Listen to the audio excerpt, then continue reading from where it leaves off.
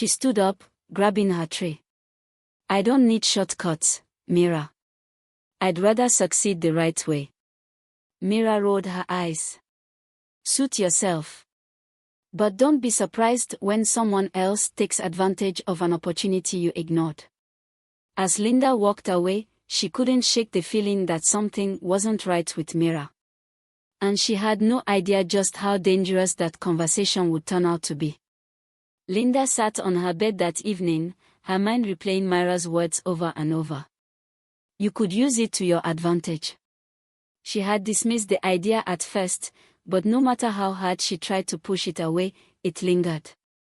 The way the male teachers looked at her, the way their gazes lingered just a second too long, it all made sense now. They admired her. And admiration could be turned into power. For weeks, she struggled with the thought.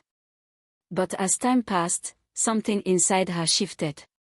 She noticed how some girls who barely studied still managed to get high grades because they had connections. She saw how the male teachers seemed softer, more lenient, toward the students they found attractive. And then, one morning, she made a decision. She stood in front of her mirror, staring at herself. She had always dressed modestly, buttoned-up shirts, skirts that reached her knees. But now, she picked out a tighter blouse, one that hugged her figure just enough. She adjusted her skirt, making it slightly shorter than usual. When she walked into school that day, heads turned. The whispers started almost immediately.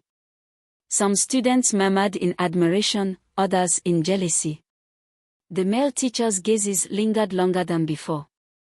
Even Mr. Damale's usual glances turned into something more intense. At first, Linda felt a strange sense of power. She was no longer just the smartest girl in class, she was the most noticed. She started spending less time in the library and more time perfecting her look.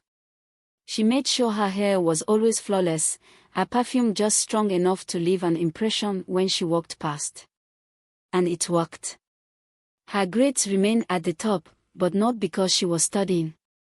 Teachers overlooked her mistakes, giving her free marks even when she performed poorly in tests. She didn't have to try anymore. The old Linda, the one who worked hard for every grade, was slipping away. And she wasn't sure she wanted her back. At first, everything seemed perfect.